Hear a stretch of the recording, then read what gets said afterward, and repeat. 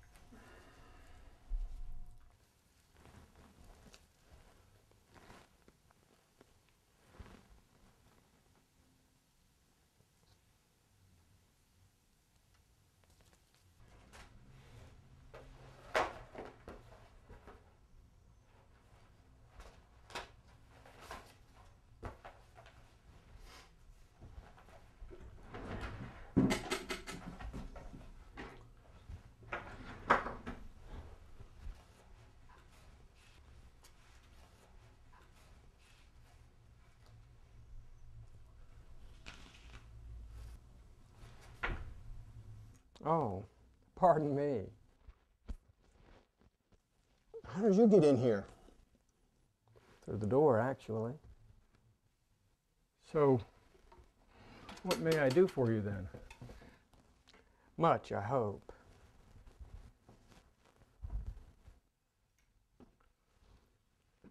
I realize that these offices have seen better days, but they're really just a place to organize papers.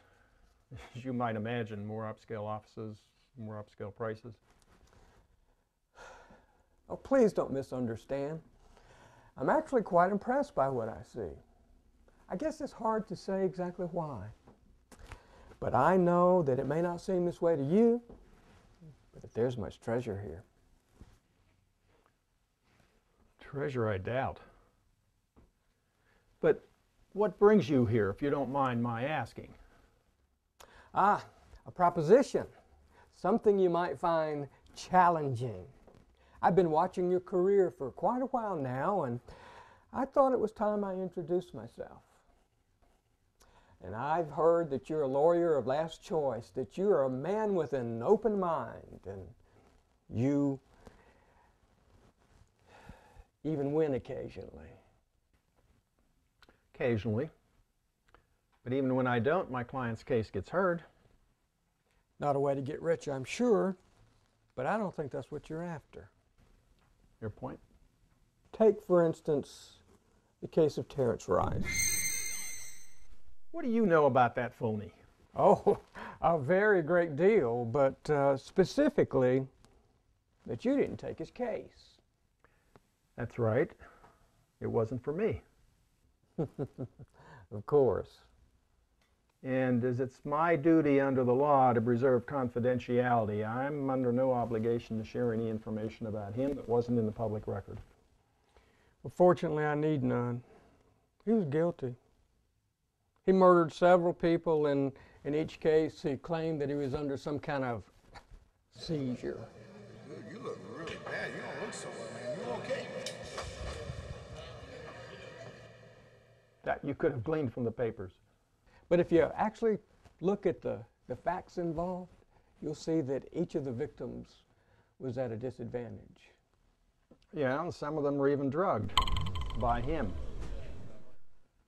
That may not have been in the papers, but it was right there in the forensic evidence. Yeah, well hidden, however, considering the fact that most of them did a fair amount of heavy drinking on top of everything else. So what's this to you? Only an observation at the moment. You see, Rice was a disturbed man. But he did turn out to be a person of means, or at least his relatives were. I believe they offered you $3 million, if I'm not mistaken. I'm not even going to ask how you knew that. You turned it down. I did. Any regrets?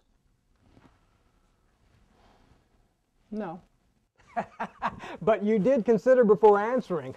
You're quite a remarkable man in many ways. Maybe. But can we please get to the point? What do you really know about Terrence Rice? Well, that gets into some rather sensitive territory, but let's just say that he worked for me. Oh, now it comes out. And what do you want from me? Whoa, let's back up a bit. I'm only using Rice as an example. He really has nothing to do with this visit. Although I was quite involved in his life, he never had the presence of mind to even know I was there. Oh, are you his shrink? More on this insanity plea of his? Insanity is just a simplistic term for a very complex human condition which is easily and frequently misused. He wasn't insane. He just pretended to be. And very successfully, too. Look, enough about Rice. Who are you? Well, you might say that I'm a conductor. I orchestrate various mechanisms. Mechanisms are like machines. Sometimes they can run by themselves, other times not. Some are complex, some are simple. Greed is an example of one such mechanism, although in Rice's case it was more a matter of power. What the hell is that supposed to mean? Mechanisms yield results, outcomes, of which hell is certainly one, but a more down-to-earth example would be that if you had taken Rice's case, I doubt that you'd need office space in this building. Maybe not. Well, in fact, that one case would have led to many others equally well paying. More money, prosperity. And all you had to do was to convince a judge or maybe even a jury that Terrence Rice was insane. He wasn't. Not in the traditional sense, no. He read up on insanity. He faked his symptoms. He was an artist. Whose only real lack of sanity was an absent conscience. But only you knew that. So? So you didn't take his case because you knew he was guilty. Let's say that's true. What's it to you? I supervised the mechanisms, as I said. But Rice didn't need much supervision. Power was his hook. Beyond that, he had a lot of latitude. Yours was greed and a longing for superficial success. But you never took it. You never did. One more time. Who are you, Mr. Well, oh, it would be a cliche to say I have so many names, so I won't say it. Why don't you just call me Mr. Jones for now? I haven't used that one in a while. As in Jim Jones? Now you're catching on. But no, I hadn't thought of him actually. You know, the most obvious ones really aren't much of a challenge. Trust me, most people don't need me to corrupt them. Their own natures do just fine. Although in Reverend Jones's case, even I was surprised at how inventive he ultimately became. Look, if this is some kind of a sick joke, it's gone far enough, all right?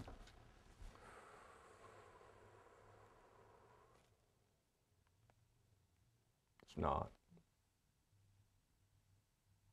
And so you're telling me that you're the devil? Just so I understand.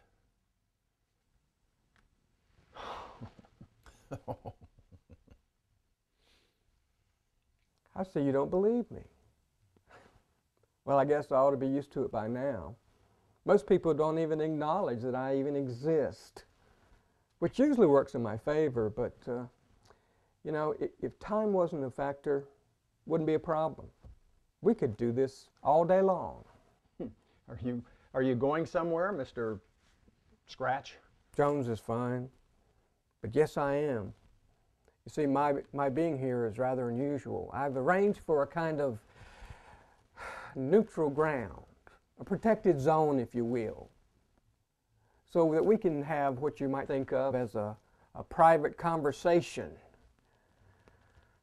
You know, client confidentiality, but that's not something that my counterpart can allow indefinitely. So how much time do we have then? Let's see. Less than an hour, I suspect. Oh, and by the way, I know that you're a man of faith, so please don't waste my time by thinking you can cast me out of in the name of you know who. And I suppose you're going to offer me something for my soul? No, not at all. Neutral ground works both ways. God, I think I'm starting to believe you. But it would help to have some kind of proof. Proof? Oh, you mean something like maybe lighting my cigar with my finger? Or spontaneously turning into a horned beast? Sure, why Something not? juvenile like that? Yeah, why not? Well, for starters, you wouldn't believe me. You see, you live in a time when these sort of magic tricks are daily entertainment. Look, since time is short, let me suggest something. Go on. You didn't take Terrence Rice's case, but you did consider it very seriously. I consider all my cases seriously. But in this case, you drew up a contract, and you were prepared to sign it. Does anybody else besides you know that? You shredded it most effectively that night. And you drafted a note the next morning, turning the case down. That could be a lucky guess. Of course, I'm not admitting you're right. Look, you don't have to. Before you shredded that contract, you actually picked up a pen with the intention of signing it. You held that pen in place for 21 3/4 seconds. Do you remember that?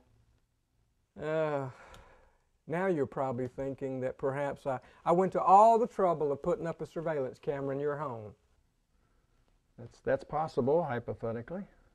But even if I did that, there's no way I could have known the following: that for one of those 21 3/4 seconds, you considered signing it because you knew that if you turned it down, somebody else would come along and take it. Correct? A poor argument, I admit, but you acknowledged it at least.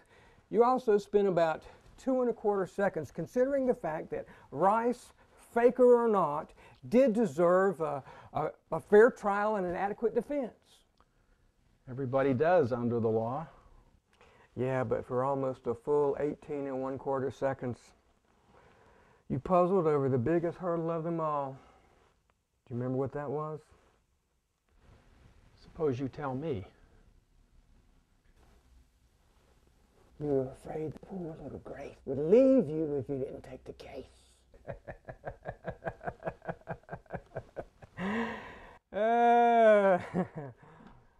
She works so hard for you. She sacrifices so much for you in your career. $3 million would have gone a long way to seeing her a lot more comfortable. She didn't know about the money. No, but you did. And as far as you were concerned, you were living on borrowed time in that relationship. Your first wife finally ran out of patience with you and your convictions after all, turning down cases that you could have easily won and taking on others that nobody else would touch. Her fault, by the way. It wasn't you. You see, her hook was envy. Big time envy. It's a wonderful mechanism. It catches them all the time. Cost you a relationship. And you thought that this one was going to go the same way too. I don't know about that, but I guess I understand her desire for more security. But why am I discussing this with you anyway? But she didn't leave you, did she?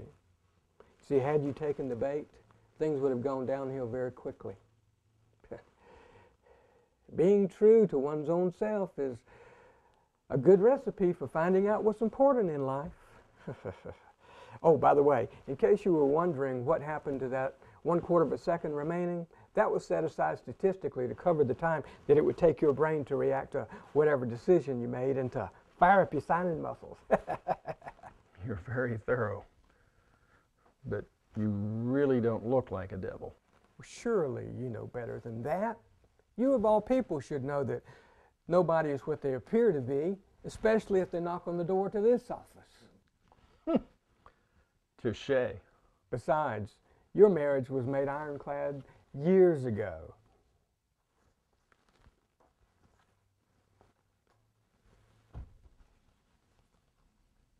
Why, that's... Angela Tate. I haven't thought about her for... 6 years, 12 hours, and about 40 minutes. That long? No, I just made that up, but I'm sure it's been a while. You were dating your current wife at the time, and then you met Angela. It was San Francisco. The reception after the conference. She never told me what she was doing there. She flirted with you. You liked her. One thing should have led to another, and... It didn't. No, it didn't. The mechanism was in place. Do you have any idea how long it took me to set that one up? You weren't even married at the time, so it wouldn't have counted as adultery. No, just fornication. A minor technicality, really. You'd only recently met your wife. Do you regret it? I'm not saying that she wasn't attractive. It's just that... It's just that you hardly knew her, and you didn't want to do something you'd regret later. You knew you didn't love her. You could tell that she didn't have much in common with you, except lust, of course. But you decided to wait. Do you have any idea how wise a decision that was?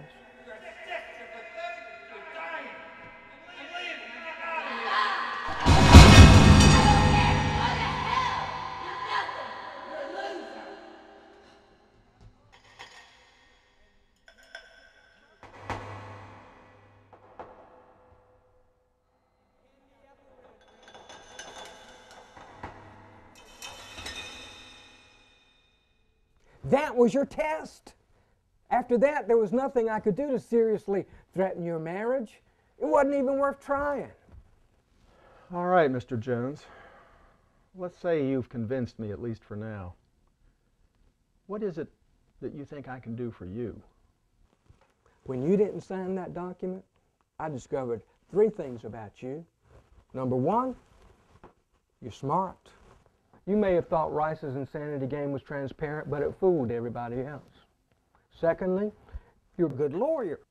Before you even picked up the pen, you'd already worked out 3 different approaches, any one of which would have resulted in an acquittal. The A lawyer who eventually ended up with the case had 1/10 of your intelligence. And last but certainly not least, especially for my purposes, you're one of the few people in your profession who's relatively untouched by my mechanisms. He still won. By blind luck! His case was a disaster, and he didn't pick up many others. If you would have won, I could have done so much more with you. What, more mischief? More evil? You see, now we're reaching a trouble spot with me. Let's say you need a lawyer, and we've already established that I won't defend a guilty man. Why in hell, pardon the expression, do you think I'd even consider working for you? How much more guilty can anyone be? I take your point, but let me ask you a question. Have you ever wondered why I do what I do? Not really. Has it ever occurred to you that this is a job not much different than any other? I can't say that it has. Well, think about it now. Why must there be mechanisms of evil? Why must there be evil people? Have you ever seen the movie Schindler's List? I generally don't have money for movie tickets. Oh well, here, be my guest.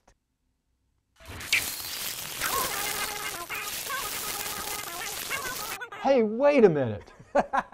Now you've seen it. I didn't ask for... No, you didn't. But don't worry, it comes with no strings. If you want, I'll erase the memory when we're done here. Now, based on the movie, what was Schindler? A hero?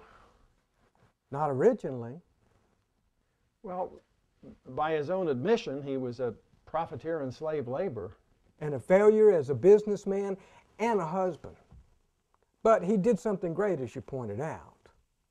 Now, what would Schindler have been without Hitler? I couldn't hazard a guess. He would have been a miserable failure as a businessman and a poor excuse for a husband. But you see, with Hitler, he became a shining example of what people can become. He embodied self-sacrifice. But without Hitler, he would have forever been a diamond in the rough, like so many people who aren't sharpened or polished by adversity. You see, by helping supply that adversity, I'm actually performing a public service. Oh, you can't be serious. Heck, you should be the lawyer, not me. Next, you're going to be telling me that Hitler's killing over 10 million people was worth it just so that we could have a few heroes. Look at the calendar. Those people would have been dead anyway. And besides, if they would have lived another century, it wouldn't have made any difference to them. But what about the suffering? Again, largely irrelevant. Those who are truly evil would regard any suffering that they experienced in your realm as a pleasant memory compared to the torment that awaits them below. And those who defeat the mechanisms by embracing the one above scarcely remember their suffering after mere microseconds in paradise. Again, as I said, I'm only a supervisor. The mechanisms do what they do. And they're largely driven by flaws of human nature. What about Henry Thackeray? Are you going to tell me you didn't orchestrate that? Good example, actually. He practically beat his stepdaughter to death. I know, I saw the photos.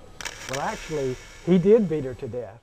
She survived a few weeks, but her injuries eventually took her down.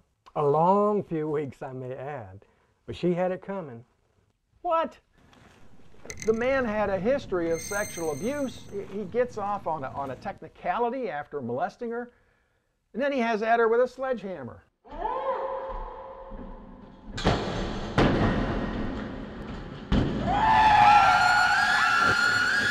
Clawhammer, actually. That was my idea. But he came up with the rest of it. Very inventive. And as far as the sexual abuse was concerned, you should have read the case file more closely. He was innocent. Innocent? He spent a whole month in jail before the trial because the little brat who accused him had some issues with her mother. Boy, that girl was a piece of work that even I'd like to take full credit for. But while in jail, both the inmates and the guards worked over poor, innocent Henry Thackeray quite expertly.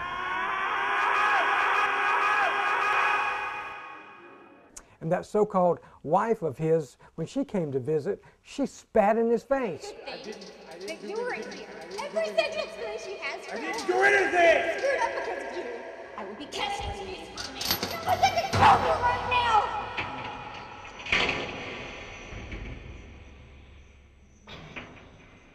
All because of a lying little gremlin who had a devious mind and a sick sense of humor. Well, when it finally came out that there wasn't enough evidence to hold him, what do you think happened to little gremlin? Nothing. But Thackeray, on the other hand, he had an undeserved reputation. He lost his career. He had to spend hours in sexual abuse counseling, all for nothing. And poor little gremlin got more and more sympathy. Now that Thackeray's actions make more sense to you? He confessed to the beating. He even provided pictures for the evidence. And his exact words to her were, and I quote, "You're gonna put me in jail! This time it'll be for a good reason!"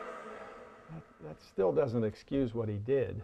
well, of course not. Had he chosen not to dirty his hands, things would have gone a lot better. You see, even gremlins can be reached with a long enough pole. His forgiveness would have opened her eyes. Her confession would have restored him and put things right. But again, these are mechanisms. He made his choice. So did you. So, based on all of this, what are you asking of me?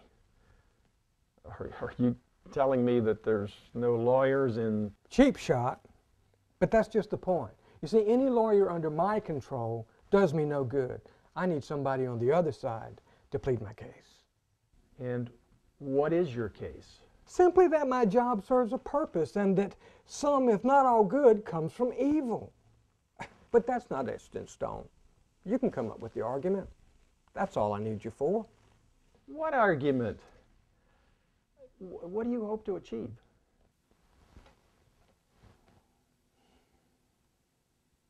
What you have freely.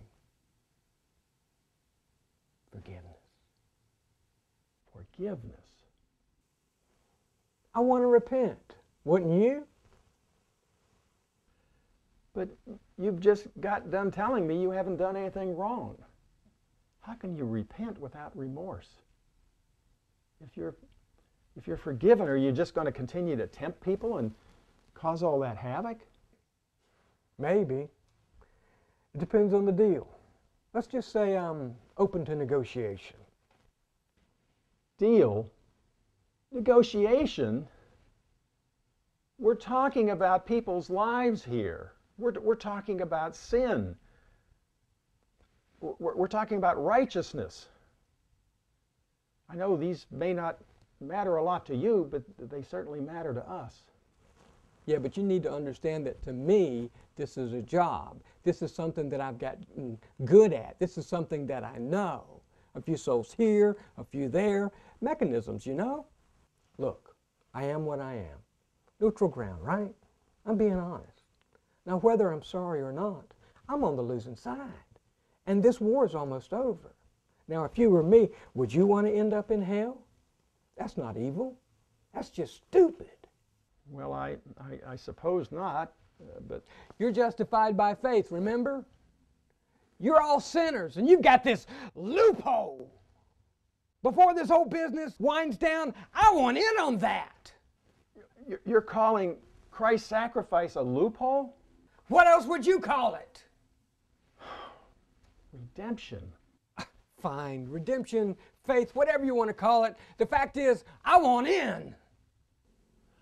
Okay, but what makes you think that that would apply to you? Well, who's to say it wouldn't? Well, You see, I promised you a challenge. I knew you were up for it. I admit I don't see anything obvious, but that's to say. I mean, there may be a precedent. Keep it going. Hey, wait a minute. That doesn't mean I'm going to accept this. And what makes you think I can help you anyway? You're a worthy adversary, a diamond polished brighter than any other, at least any other with your skills, and you're sincere. When you pray, you don't just mumble nonsense to God, you pray. And whenever you worship, you don't just moan and grunt out of habit. No, you take it to heart. You can stand in the presence of God, and you will soon. And you want me to put in a good word for you? No, any idiot could do that. You're a lawyer. I want you to make a case, the ultimate case. Now, after we get finished here, we won't have any contact again. Would you consider taking this on? You know I've got a point, don't you? Well, I suppose, but just finding out how to approach the problem, Well, I have faith in you. You are all I've got, assuming you'd agree. But all I can offer you is a challenge. But it's not about money for you, is it? And if there's something else that I could offer a little more tangible, well, it might be taken the wrong way. Don't worry, this would be pro bono, assuming I'd even consider it. Well, I'm in no position to ask any more of you. Just consider it with an open mind. And now, I think my way has run out. Oh, believe me, you don't want to do that. But thanks for the gesture.